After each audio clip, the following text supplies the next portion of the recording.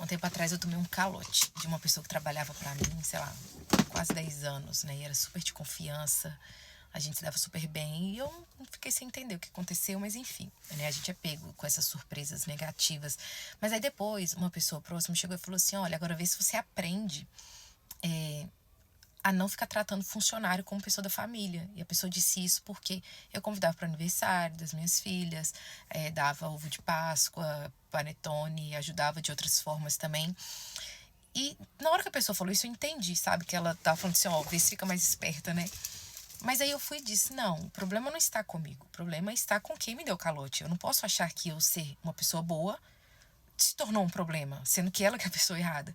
Isso me fez lembrar de uma história de Viktor Frankl, que ele conta que depois dos 3 anos que eles passaram ali presos no campo de concentração nazista, quando a guerra acabou, eles ainda estavam ali por perto, né? E ele e um colega foi passear pelos campos. E ele disse que ele viu umas plantinhas no chão e ele foi desviar para poder não pisar naquelas plantinhas que estavam nascendo. Aí o colega dele que estava do lado puxou ele e falou assim: "Cara, você não quer pisar numa planta?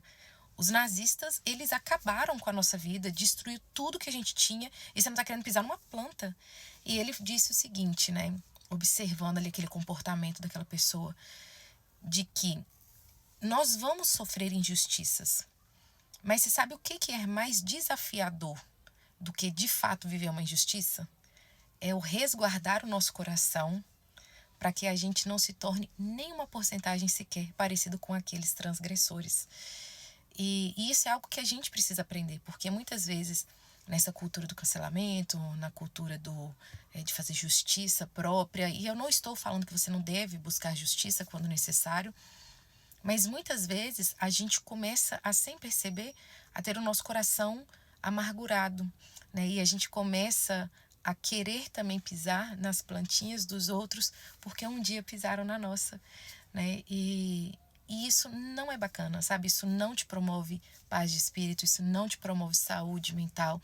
Isso só vai te deixar um pouco mais parecido com aquela pessoa que cometeu um dano a você.